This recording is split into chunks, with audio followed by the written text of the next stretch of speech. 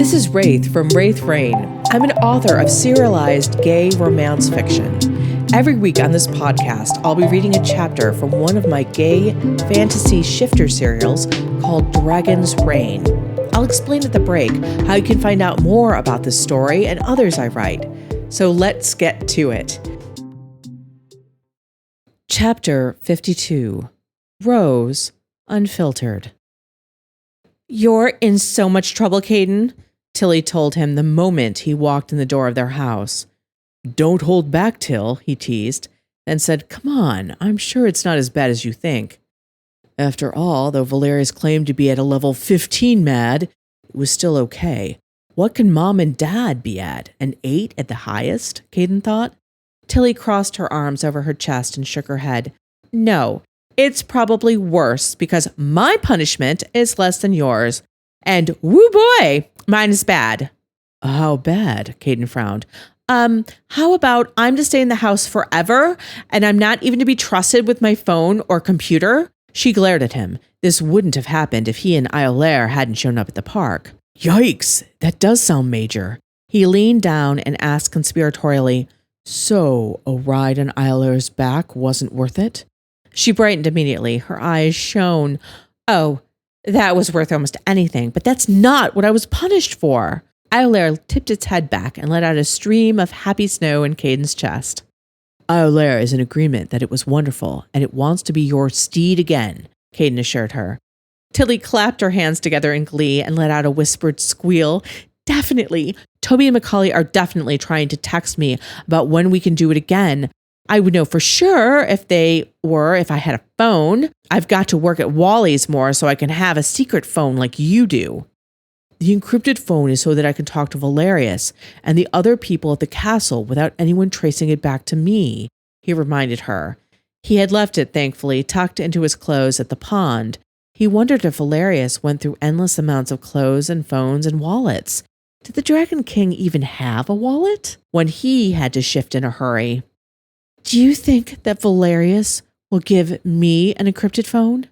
She looked so hopeful and clasped her hands together as if in prayer. "I mean, you never know when he might need me in order to get a hold of you." "I'll, ask?" Caden bit down on his inner cheek to suppress a smile. He could almost imagine the disbelieving look on Valerius's face about having the speed dial for a 13-year-old girl. But as he thought about it more, giving Tilly an encrypted phone might be a good idea, just in case he was in a bad spot and couldn't call himself. So he actually would ask. "Thank you!" Tilly jumped up and down. "So if it wasn't the flying on Iolaire that got you into trouble, I'm guessing it was egging on the humans' first pitchfork-wielding mob?" he guessed with a sympathetic smile. She nodded and sighed. "I was perfectly safe. You and Iolaire were right there." "That's true. But when Mom and Dad are scared, they aren't exactly reasonable," he agreed with her. "I know they..." Tilly did not get to say more as suddenly both of their parents appeared out of nowhere. Tilly's mouth shut with an audible click. Their mother gestured to the stairs, and Tilly scurried upstairs without a squeak. "That's bad," Caden thought. "Way bad." His mother's eyes were red, as if from crying. His father's face was pale as milk, which was how he looked whether he was angry or afraid. "Hey, guys, I take it that you saw the news," he said weakly. "Kitchen, now, Caden." His father did not wait to see if Caden would come, as he had turned on his heel and stalked there. His mother hesitated a moment. She reached out and touched his cheek. "Are you all right?" "Yeah, I'm fine. There was never any danger and..." But his mother shook her head sadly, and she too turned and went back to the kitchen. Caden tipped his head back and let out a long sigh. While he had been worried about Valerius's reaction to his detour to the park, he clearly should have been more worried about his parents' reaction. After deep breathing to center himself, Caden followed after them. No matter how old he was or how responsibly he acted, they could still make him feel like a child that was throwing a tantrum, and he couldn't let that happen this time. It was too important that they understand he had to be out and about as Iolaire, not just for himself and the spirit, but for the people that they seemed to matter for. His father and mother stood at the opposite side of the kitchen island from him. The enticing aroma of his father's spicy 3-alarm chili filled his nostrils, and his stomach growled audibly. He devoured everything in the picnic basket they'd brought to the pond, but it wasn't enough. He was still famished, and he adored his father's chili in any event. He craned to look past his parents at the bowls of toppings set out on the counter. There were cooked noodles, tons of cheese, sour cream, and chopped green onions. Another growl exited his stomach. His father pointedly stepped in front of the Le Creuset ceramic dish. So that's how it is, Caden thought. They won't feed me until they have their say. Valerius, at least, would have let him eat and yelled at him in between bites, but his parents were playing for keeps. He crossed his arms over his chest and ignored his stomach. Iolaire was making pathetic eyes that if his parents could have seen them, it might have softened their positions. But they couldn't see Iolaire, and it wasn't as if he could shift in the house. Do you even need me to tell you how irresponsible you were today? His father asked. Immediately, Caden's back was up. What did his father know about shifting? And what did he expect? For Caden to never show himself except at pre-screen times? You evidently feel you need to tell me, so go ahead. Caden, his mother sounded scandalized at his petulant tone. Don't act like a child, keep it together, he reminded himself. Caden gritted his teeth. I'm sorry, Mom, but I already know what he's going to say, and he's wrong. If you can read minds, then read mine, his father snapped. They were like two bulls facing off. Iolaire was making nervous twitters, not liking this anger between him and his parents. But this had been coming for a while, he realized. His father thought he knew better about what being a shifter was, let alone what being a dragon shifter was. You think I shouldn't have gone to the park where Tilly and her friends were, because my very appearance there put her in danger. I should have arranged a private time with her, right? Caden ground out. That's part of it. His father was too good a lawyer to concede that was all of it. He'd think up another argument in moments. His mother tried to soften his father's anger, but both of them were raring for a fight, it seemed. Except that's crazy. The frustration just burst out of Caden. He was yelling, and his parents didn't deserve all of this, but they were there and criticizing him. Can I never go to a park? Can I never interact with people out in the open? Can I never be like every other shifter or every other dragon shifter? You're not like the others, his mother breathed. Yes, I am. Those humans first people couldn't have even scratched me. He shook his head with disgust. And if I live my life in fear of them, then they've won. Your sister and her friends could have gotten injured, his father pointed out. Like any other people could who were with me. However unlikely. And Dad, it was unlikely. I could protect her. Iolaire can protect her and other people too. And I can't meet Tilly secretly if I want to continue to be incognito. He thumped his chest. Don't you get it that I have to live? That Iolaire has to live? We can't be cooped up in the house. People out there need and want Iolaire. Are you done? His father's tone was cold. Whatever you say now, what you did was for selfish reasons, and it wasn't well thought out. Things are on a knife's edge, Caden. It's not a normal time where you can just do these things. Humans first tried to bomb our house. Landry is in jail. All the dragons are coming here to meet you, and you're supposed to be trying to keep your identity a secret. But there you go, flying into a public park, nearly starting a riot and getting it all on the evening news. Caden swallowed. There was a lot of truth in this. But he still felt the unfairness of everything so keenly, so he struck out, You're so willing to put me in charge of my own territory, but not go to the park by myself because I want to go? Oh, wait, that's because you think that you'll be running the territory, right? His father flinched. Caden, that's not at all the same. And I wouldn't be. The world is fucked up because humans and shifters believe that one or the other has to be on top. You want to make sure that I'm on top so that you can be on top for once too, Caden roared. That's not true, his father whispered. Caden, apologize now. His mother's eyes were red with more unshed tears. His father was whiter than before, but for different reasons. Regret immediately slammed into Caden, but anger was still like this hot poker prodding him. But he said it often enough. How many times has he come home from the office and complained about how the best work and the bigger bonuses always go to the Raven shifters? How many times has he said he's a token and that they don't see his value? I can't count the times because there are so many of them, Caden retorted. Every word he spoke, even if in some way true, was incredibly cruel. He knew his father was expressing simple and likely well-earned frustration, but now Caden was throwing back at him what he likely had considered private. I'm going to make sure that you are protected. His father's voice was hoarse. You trust people so easily. I can already see that you are half in love with Valerius. Tears sprang into Caden's eyes. His face felt hot and tight. He would not cry. He would not howl, though he wanted to do both all of a sudden.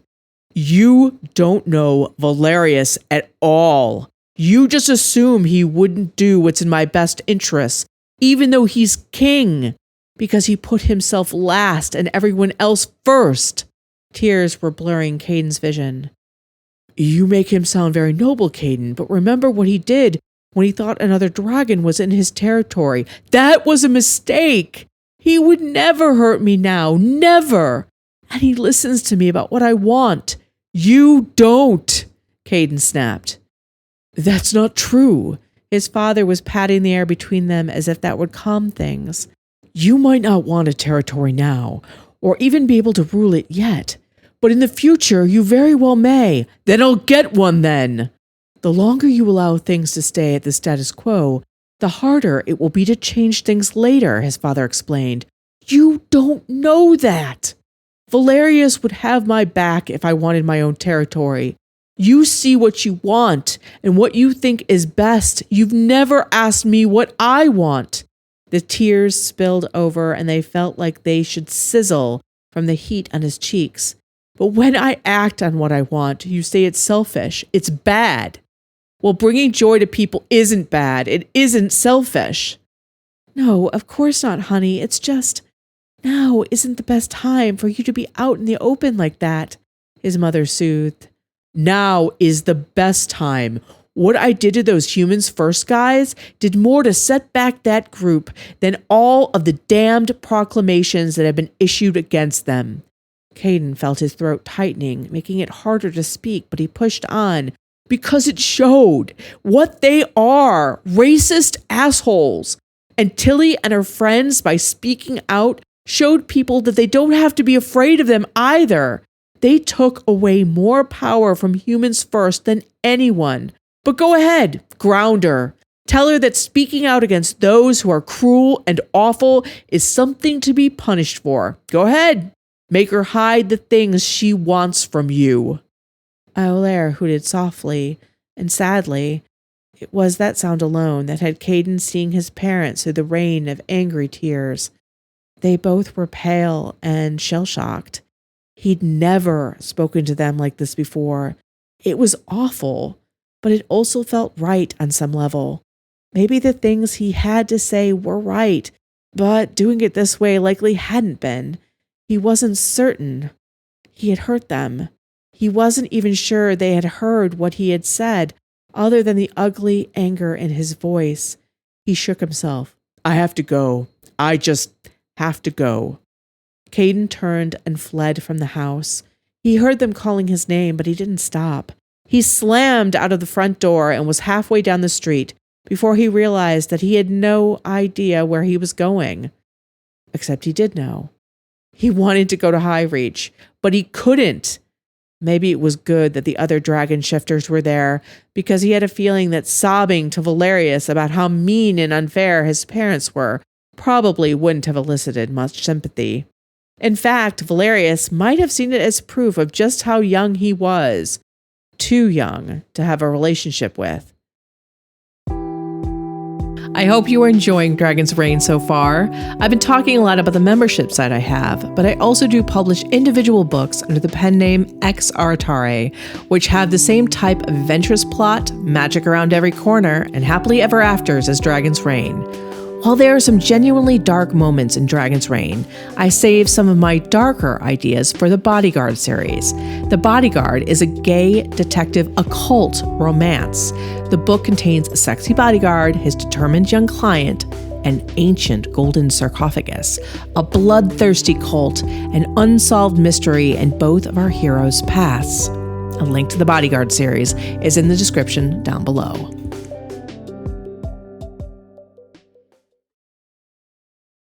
Caden? Caden, is that you? Rose's voice came from in front of him. He lifted his head and focused in on the swarm shifter, who was standing just a dozen feet ahead of him under a streetlight. She was wearing one of her yellow and black bee dresses. Rose, hey, I'm so glad to see you. He tried to surreptitiously swipe the tears away, but his voice was a watery mess and his nose was full of snot, so she knew he'd been crying. She was suddenly right there, touching his left elbow, her face a mask of concern. What's wrong, Caden? What happened? He realized then that he should have contacted her and Wally the moment he'd gone to the pond to tell them he was safe. They would have been worried about him. Maybe that's why she was walking to his house. Or maybe she had plans with his mom for that night. Do you have plans with Mom? He asked her. She shook her head a little sheepishly. She was carrying a wrapped pie dish, he realized at the last moment.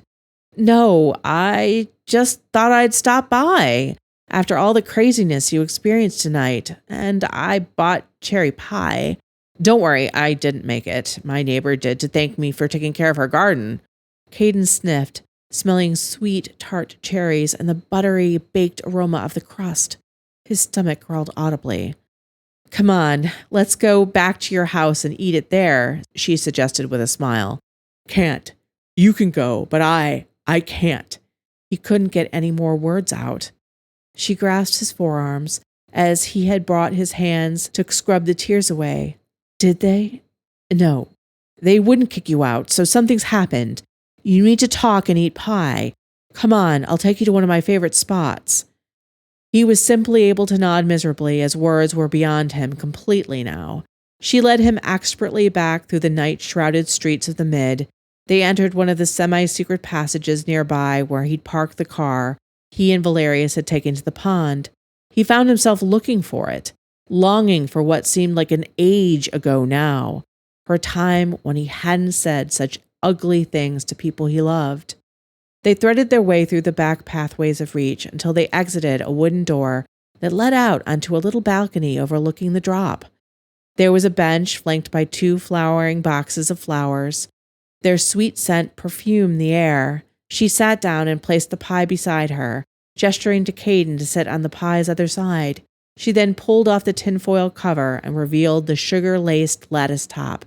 Dig in, she said, her mouth parting slightly with desire for the pie, as she simply pulled out a hunk of it with her right hand. No utensils required. Gooey filling and a dusting of sugar ran down her fingers, but she just bit into the main piece, making groans of delight. Even though he normally couldn't eat when he was upset, he couldn't resist this pie. Not when it had Rose making those grunts of satisfaction. Besides, if he waited, she might eat it all. So he dug in too. He soon was joining her in the wordless sounds of appreciation. The filling was just the right amount of sweet and tart to cut the fat from the crust that must have been mostly butter and sugar. The coarse sugar crystals that were sprinkled on top of the pie added a wonderful crunch to the pie's soft interior and moist crust. They didn't talk until half the pie was eaten. Then, as they licked their fingers clean of sugar and butter and cherries, he told her everything. Rose was a good listener, he realized, probably one of the best. She asked a question here or there, but only to draw him out more or clarify a point.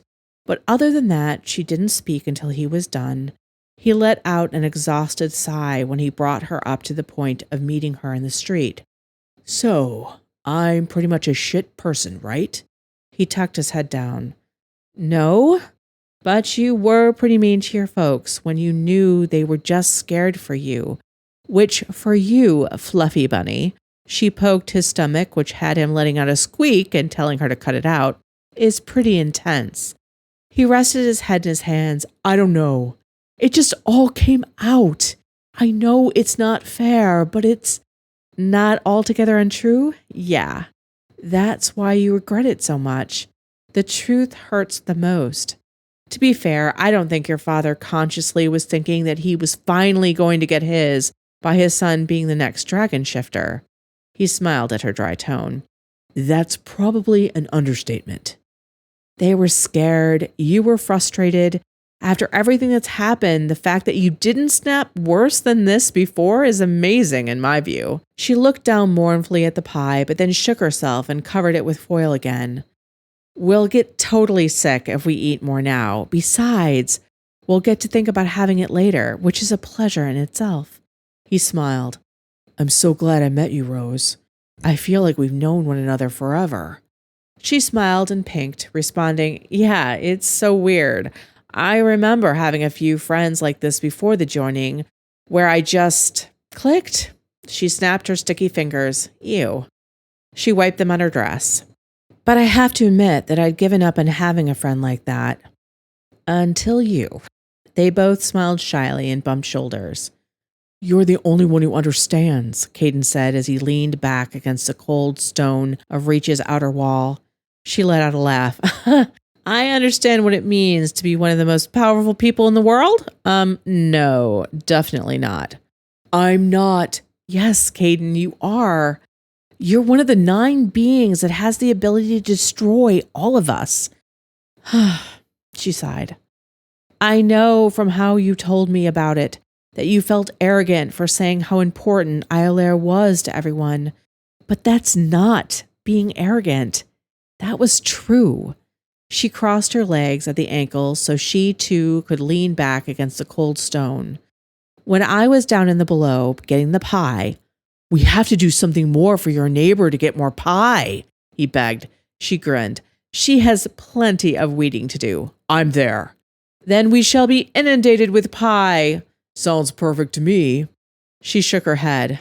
As I was saying before, I was so rudely interrupted about pie. There is nothing rude about pie, he scoffed. Well, you have a point there. But anyways, when I was down in the below, people were all buzzing about Iolaire, she said with a faint smile. There was hope, and we don't get a lot of that down there. Caden blinked. Should Iolaire go there? Go back there, I mean, after what we did, the hurt we caused? He couldn't quite believe that the people in the below would look at him and Iolaire with anything other than rage after the deaths that their coming there had caused. People know that was an accident, and they blame Valerius if they blame anyone, she assured him. So if you wanted to go to the below, I don't see why not, especially with Marban making sure that things are all kept in order. Marban. Caden's lips couldn't help but flatten. He's not all that bad. You should have seen him and Wally today in the shop. They were like a couple of old hens clucking at one another the entire time. Rose laughed so hard that she was gulping for air. He thumped her back. It was that funny? She wiped her eyes. Only because I know Marban, and I've never seen him be so real. Real? He was having a good time. Wally was able to call him on his shit, and he didn't get offended by it. Wally evidently has that right, she explained. He seemed, I don't know, so different. He's complicated. He is. They sat in companionable silence for long moments. Caden felt like he'd been scraped clean of all the toxic anger. It was a relief. And Rose made him feel himself again. She was such a good friend. And what about my other good friend, Landry? She's in jail. Caden felt his stomach tightening. He had to go see her if he could. He knew that people did stupid things. Hadn't he just proved that tonight? He had to make sure she knew that he still loved her and would do whatever he could to help her. I think Iolaire should go to the below, and we should have the press find out about it, Caden said suddenly. And then we should have a plan to show people everywhere that those in the below are just like them and should be treated just like them. That's a pretty tall order. But though her words were slightly negative, her tone wasn't, and her expression was thoughtful. She turned towards him. What's with the we business? Are you going all royal we on me and will no longer speak in the singular? He snorted. Truthfully, since it is me and Iolaire together, it is we. But I was thinking of we like as in you and me figuring this out. Ah, she said simply and nothing more, but he could tell from her expression that she was both gratified and a little nervous.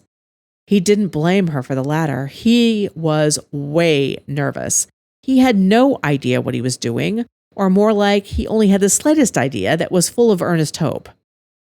I should go home and apologize to my parents, he finally said. Come with me? Tilly's grounded, so she'd love to have you sleep over. We can walk together to Wally's tomorrow for work. She blinked, still clearly stunned at being welcome in his home.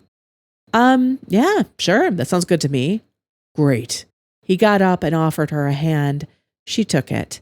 They were both still sticky.